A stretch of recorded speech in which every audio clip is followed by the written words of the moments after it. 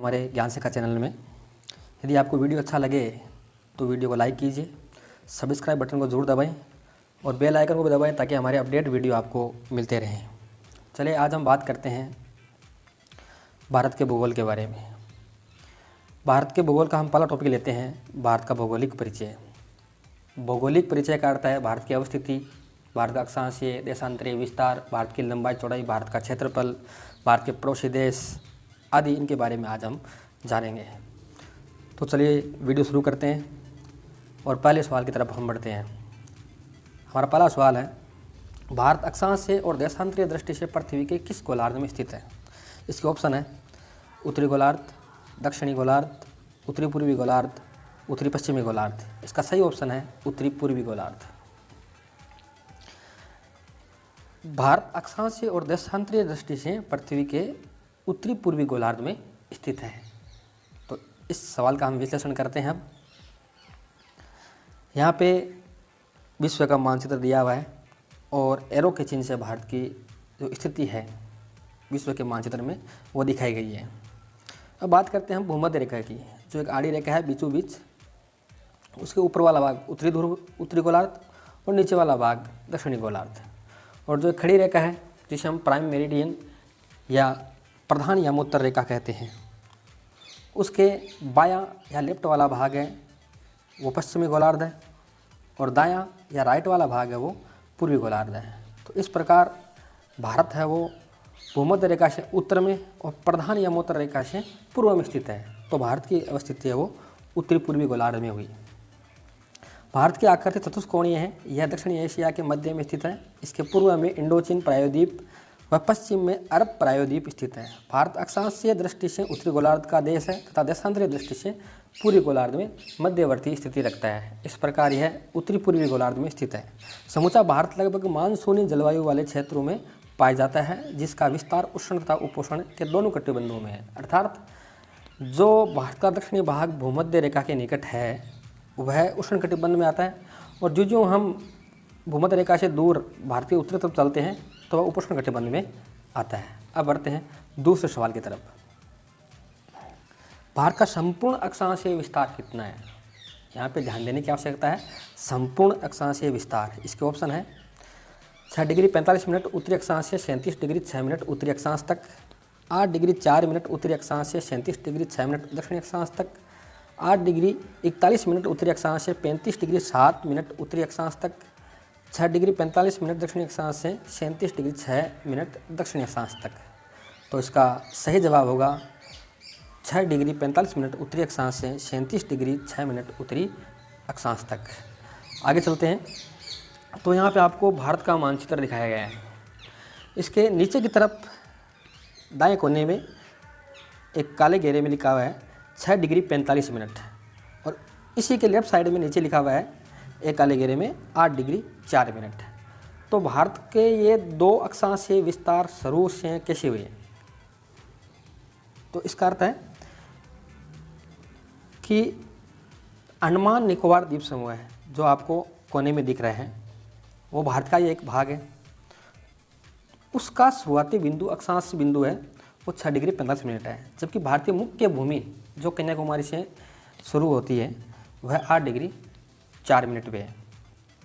और अब भारत का अंतिम अक्षांशीय विस्तार है वो 37 डिग्री 6 मिनट आपको भारत के माध्यम में ऊपर की तरफ दिखाई दे रहा है, जो कि जम्मू कश्मीर में स्थित है। अक्षांशीय विस्तार है वो 6 डिग्री 45 मिनट उत्तरी अक्षांश से 37 डिग्री 6 मिनट उत्तरी अक्षांश तक है। भारत का सबसे उत्तरी बिंदु इंदिरा कोल को माना जाता है, जो कि जम्मू कश्मीर में है। सबसे दक्षिणी बिंदु इंदिरा पॉइंट, जो कि अभी हमने देखा अंडमान निकोबार द्वीप के जो ग्रेट निकोबार द्वीप है वहाँ पर स्थित है, वह बिंदु 6 डिग्री 45 मिनट उत्तरी अक्षांश पे स्थित है। इंदिरा पॉइंट को पहले पिग्मेलियन पॉइंट अथवा पार्सन पॉइंट के नाम से जाना जाता था। भूमध्य रेखा से इस पॉइंट की दूरी है वो 876 किमी है, जबकि भारत की जो मुख्य भूमि है उसका दक्षिणतम बिंदु कन्याकुमारी है, जो कि तमिलनाडु में स्थित है और ये 8 डिग्री 4 मिनट उत्तरी अक्षांश पे स्थित है। अब बढ़ते हैं अगले सवाल की तरफ। भारत का देशांतरीय विस्तार कितना है?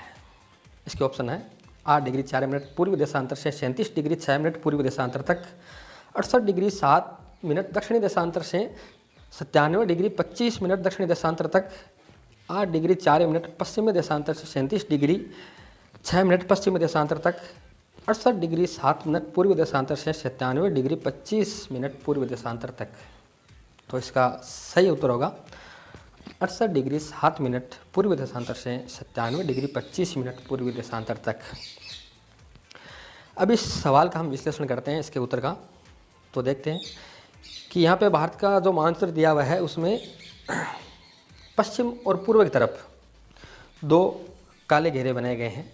उनमें पश्चिम वाले पे लिखा हुआ है 68 डिग्री 7 मिनट, और जो पूर्व की तरफ है उसके बीच में लिखा हुआ 97 डिग्री 25 मिनट।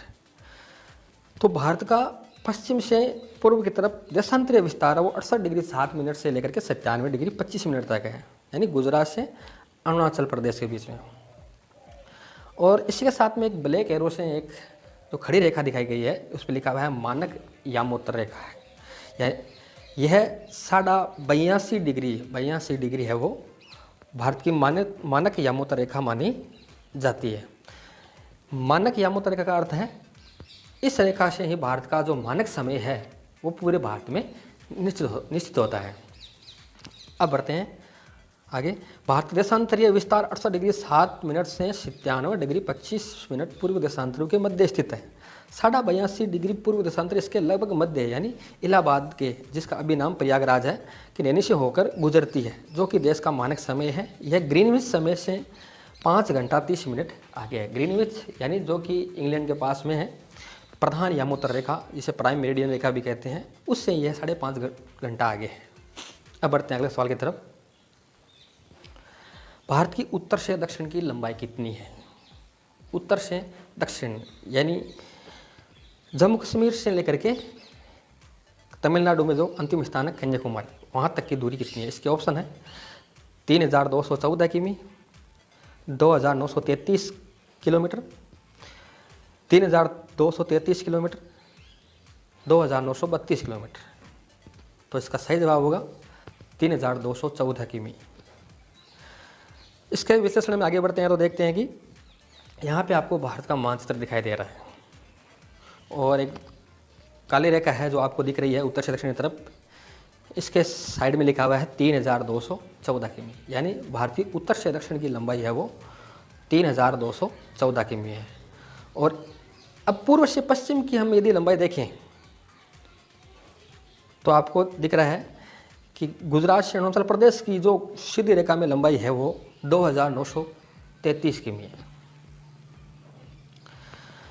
यहाँ पर आपको एक चित्र में दिख रहा है देश की चतुर्दिक अंतिम सीमा बिंदु, यानी अभी हमने देखा कि जो अक्षांशीय व देशांतरीय विस्तार था उसके जो अंतिम बिंदु बताए गए हैं भारत के चारों तरफ कोने के, वो यहाँ लिखे हुए हैं। देखिए, दक्षिणतम बिंदु इंदिरा पॉइंट ग्रेट निकोबार द्वीप, उत्तरतम बिंदु इंदिरा कोल जम्मू कश्मीर जो हमने अभी पहले पढ़ा था, पश्चिमोत्तम बिंदु जो गुजरात में स्थित है गौर माता, पूर्वोत्तम बिंदु जो कि अरुणाचल प्रदेश में स्थित है किबिथु, और मुख्य भूमि की दक्षिण सीमा कन्याकुमारी जो कि तमिलनाडु में स्थित है 8 डिग्री 4 मिनट उत्तरी अक्षांश पे। देश का विस्तार उत्तर से दक्षिण दिशा में 3214 किलोमीटर तथा पूर्व से पश्चिम दिशा में 2933 किमी है। अब बढ़ते हैं हम अगले सवाल की तरफ। भारत का क्षेत्रफल कितना है? भारत का जो क्षेत्रफल है वो कितना है? इसके ऑप्शन है 33,34,269 वर्ग किलोमीटर, 32,87,263 वर्ग किलोमीटर, 29,43,980 वर्ग किलोमीटर, 30,61,757 वर्ग किलोमीटर। तो इसका सही ऑप्शन होगा 32,87,263 वर्ग किलोमीटर। अब इसके विश्लेषण में हम आगे बढ़ते हैं तो देखते हैं कि भारत का क्षेत्रफल 32,87,263 वर्ग किलोमीटर है और क्षेत्रफल की दृष्टि से विश्व का 7वां बड़ा देश है। और कोष्टक में लिखा हुआ है 2.43%। इसका अर्थ है जो विश्व की कुल स्थलीय क्षेत्रफल है विश्व का, उसका 2.43% भाग है वो भारत के पास है, स्थलीय धरातल का। और अब इसका 7वां स्थान है, तो इसे 6 बड़े देश है, वो है रूस, कनाडा, चीन, अमेरिका, ब्राज़ील, ऑस्ट्रेलिया। ये 6 बड़े इसे क्षेत्रफल के आधार पर बड़े देश हैं। अब बढ़ते हैं अगले सवाल की तरफ। भारत की संपूर्ण तटीय सीमा कितनी है? यहाँ भी ध्यान देना आवश्यक है। संपूर्ण तटीय सीमा यहाँ पे पूछी गई है, तो इसके ऑप्शन है 3557.6 किलोमीटर, 6089.9 किलोमीटर, 9516.6 किलोमीटर, 6516.6 किलोमीटर। तो इसका सही ऑप्शन होगा 6516.6 किलोमीटर। आइए इस सवाल को आगे देखते हैं।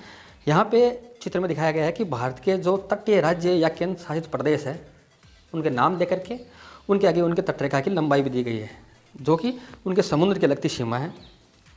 सबसे पहले Gujarat 1214.7 kilometre, Andhra Pradesh 973.7 kilometre, Tamil Nadu 906.9 kilometre, Maharashtra 652.6 kilometre, Kerala 569.7 kilometre, Orissa 476.4 kilometre, Karnataka 280 kilometre, Goa और दमन दीव 160.5 किलोमीटर, पश्चिम बंगाल 157.5 किलोमीटर, पुद्दुचेरी 30.6 किलोमीटर और द्वीप में है अंडमान एवं निकोबार द्वीप समूह है 1962 किलोमीटर और लक्षद्वीप 132 किलोमीटर।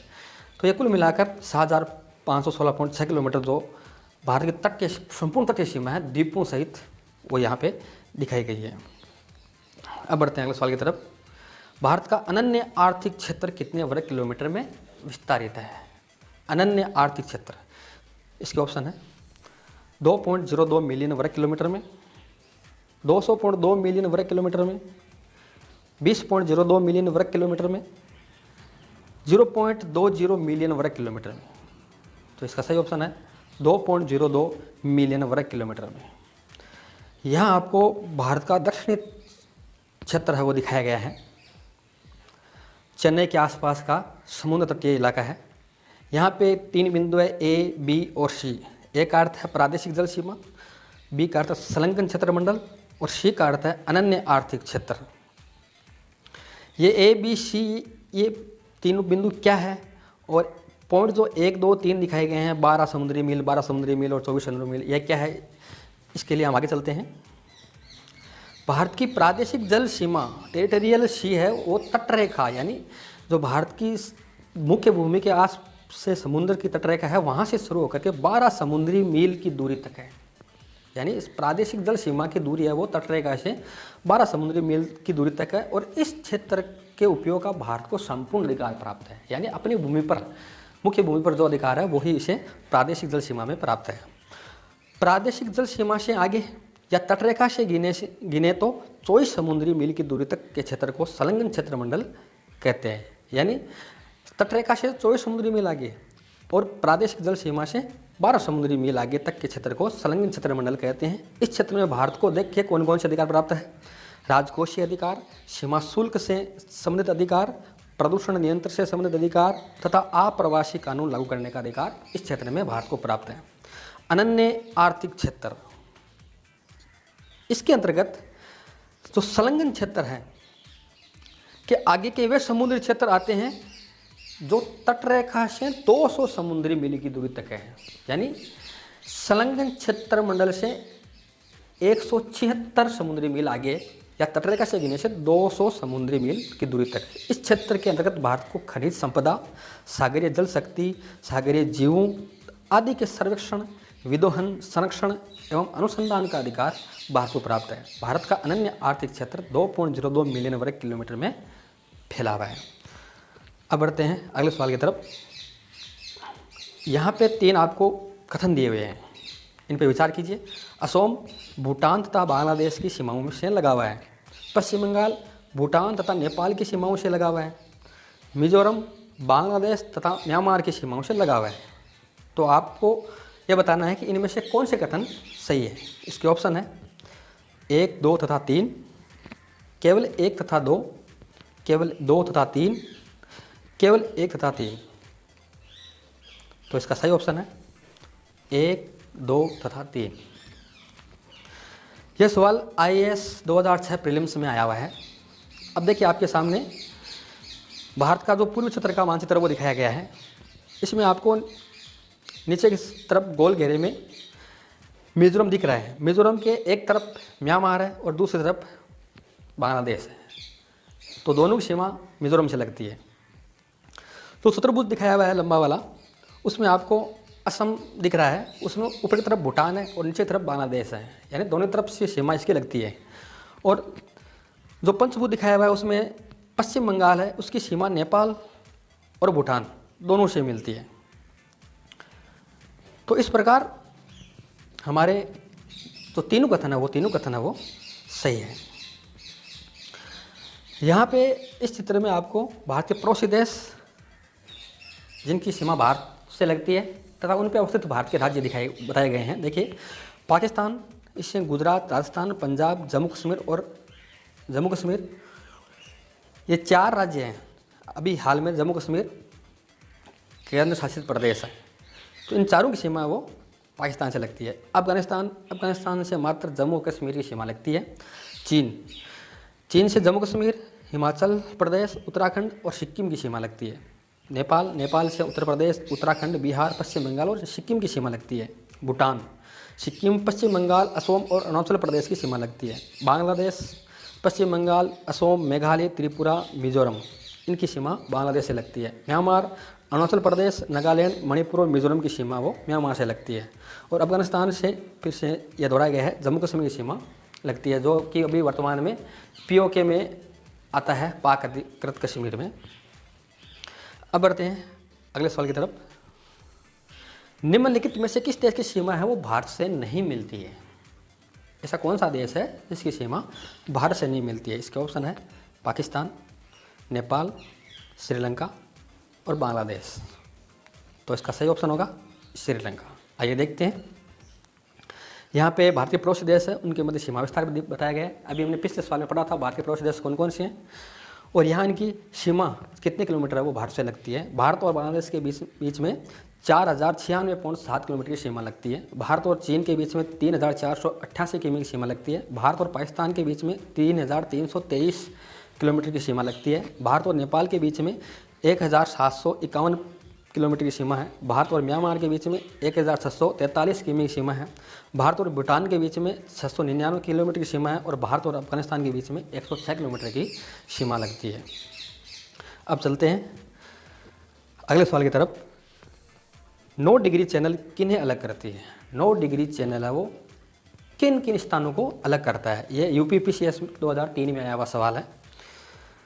उत्तरी अंडमान और दक्षिणी अंडमान को, कार निकोबार और ग्रेट निकोबार को, लक्षद्वीप और मिनिकॉय को, लिटिल अंडमान और कार निकोबार को।